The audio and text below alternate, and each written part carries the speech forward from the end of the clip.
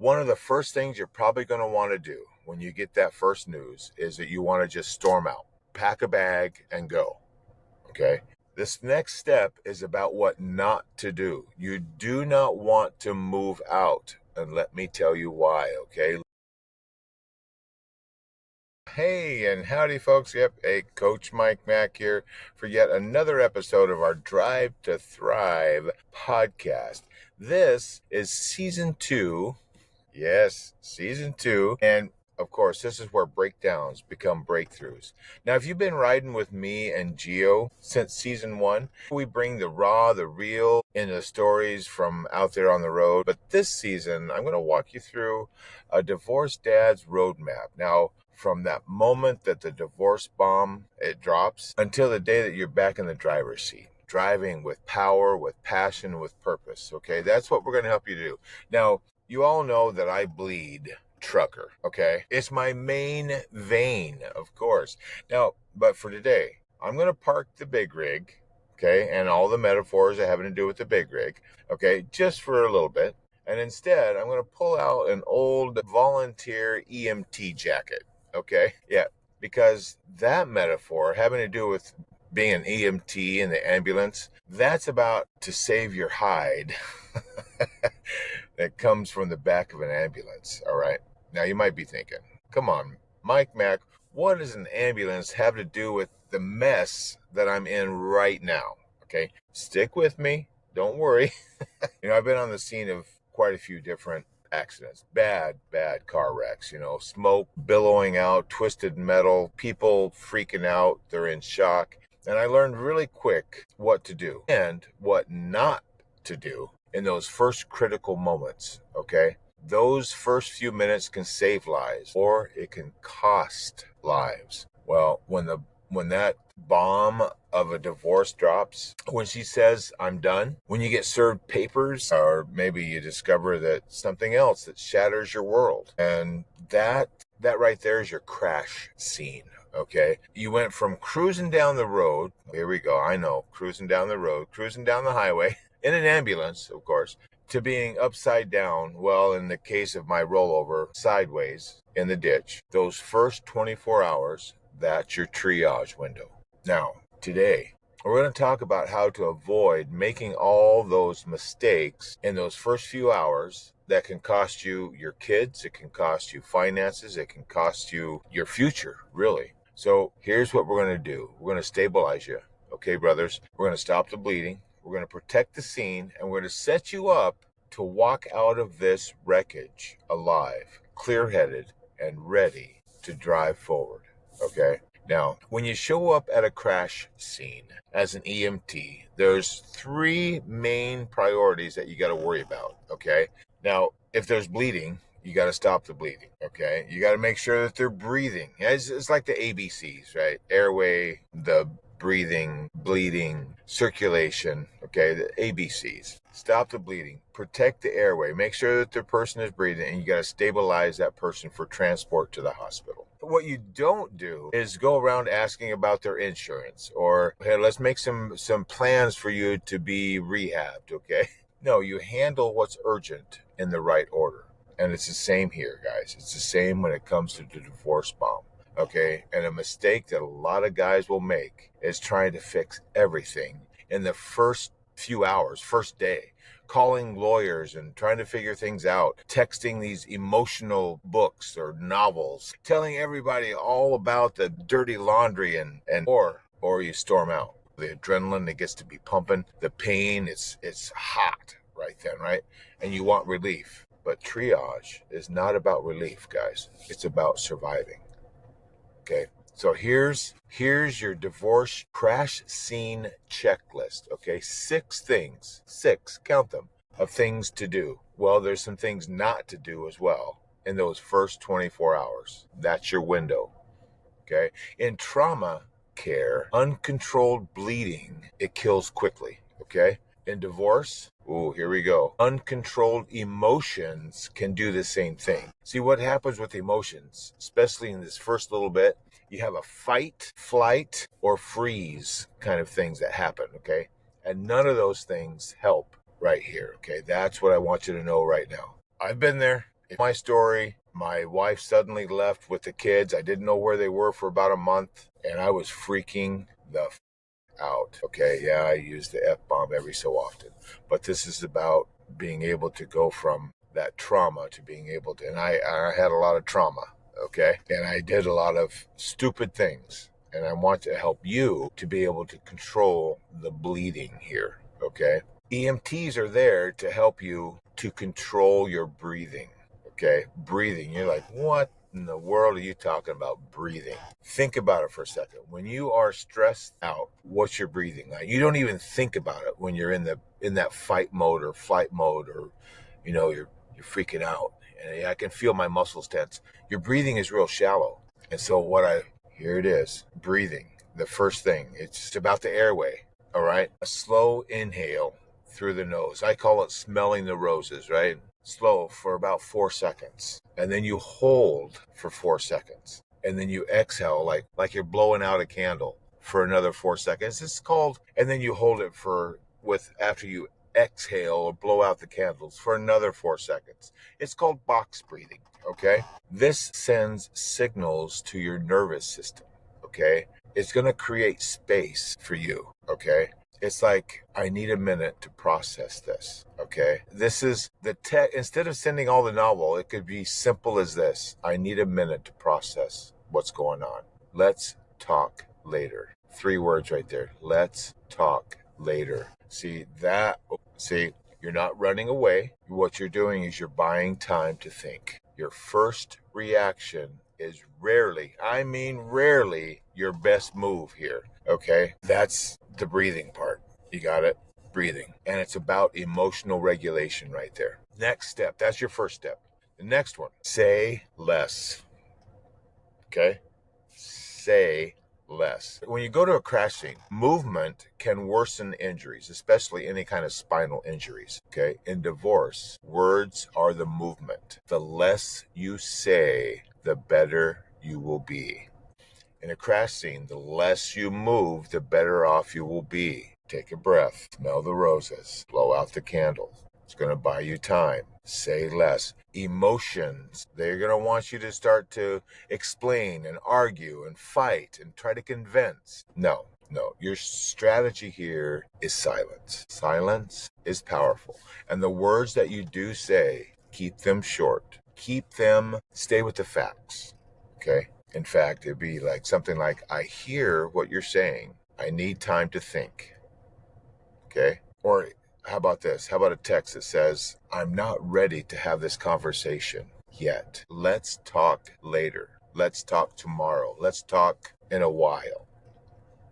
Is that if I just had these things back 20 years ago, I wouldn't have been punching a hole in the wall and causing some problems, okay?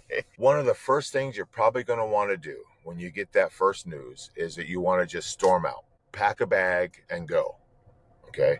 This next step is about what not to do. You do not want to move out. And let me tell you why, okay? Leaving too soon can damage some things like custody rights, finances, even your ability to return back to your home, okay? Now, unless there's danger. If there's danger, like when you go on a scene and there's danger like a fire, okay, you're going to get the driver out or whoever's in the car. You want them out if there's a fire. If there's not a fire, you're not going to move anybody out of the vehicle. There's no reason to do that. Same thing here. If it's safe, there's no reason for you to just storm out, pack a bag and leave.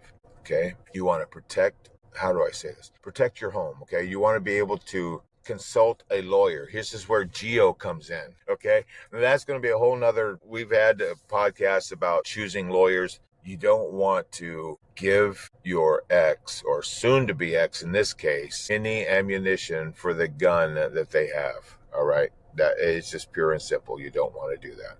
You want to protect your peace, your home. It's going to be tough when the bomb goes off, though. And so you want to wait. You want to have silence. You do not want to move out. All right. Okay, here we go. Now, this is going to sound weird, okay? But let's talk financial for a minute, okay? This next step, number 4, okay? It's about financial information. Okay, why? Why are we talking about that? Bank statements, tax returns, records of debt, mortgages, lease information, retirement accounts. Make some copies. Get them stored and in a safe place. Because once the process gets going, somehow or another, these documents and these things begin to vanish. Okay? You want something, a snapshot of your finances, but you want in the first 24 hours, you're going to want to know what your financial snapshot or picture looks like. And it includes all the things that I just talked about: pay stubs, tax returns, any kind of record of debt, credit cards, mortgages, leases, car payments, retirement accounts, all those things you want copies of, and make sure that they're stored in a safe place for you. You don't want them to vanish. Okay, you want to be ready. And that's unfortunately one of those areas that you're going to need to be prepared in. All right, the next step, step 5, I start a journal. Okay, now as an EMT, always you're writing reports, and the details matter here. Why are you going to keep a journal? Ooh, very good question, right? Because details matter about what happened, what was said, who was there, changes in her behavior. This is not about venting, okay? This is a record that you're going to need in case there's some stories start to change, okay? What it's also going to allow you to do is to kind of track your process, your journey. It's good to be writing these things and keeping what I will call an incident report, to where you're knowing, hey, I'm doing this, she said this, we had this party, we did whatever the case may be. Start, maybe some of you are already doing that. It doesn't have to be handwritten. It can be notes on your phone. It can be voice notes. I do a lot of stuff that's just a recording, a quick video memo to myself that helps me to remember things. It can just be a voice memo. I do that a lot. It doesn't have to be video. It can just be a voice memo that you say, hey, we fought about this today. I punched a hole in the wall because I got so angry. You got to tell the truth in these. It's not about anyone seeing it or whatever. It's a record. You're going to need a record. And why you need a record is because things on her side may have changed. But if you've got a record of these things, especially written, like I said, an audio is fine, video is fine as well. But make sure that it's recorded in some form or fashion, so that you can have this in the process. Because at some point, it's going to come to time for being in court and having a judge and the lawyers and all of that going to happen. You want to be ready for that. This next one, oh boy, protect your social media. Okay. Now, 20 years ago, I didn't have to worry about this. In today's world, and I'm currently separated, in today's world, you've got to be careful about what you say. You've noticed I am not giving you any details about my current situation, and I'm not going to do so because of the things that can happen. What you're doing there, anything you post, it's the Miranda rights. They can be used against you, okay? And they will be used against you once people find out what you're posting about. You need to be able to lock down your privacy in the social media. That means on Facebook, making sure that your personal posts have zero to do with your current situation about your divorce. Okay, you don't comment on trying to tell your side of the story. Screenshots, oh geez, they live forever. Okay, screenshot, watch out. Okay, they're trying to post these things about, and we get these in the group sometimes. We don't do that. We're not going to have that possibility, and you don't want it either. You don't want to provide the ammunition for the gun that your soon-to-be ex has already got ready.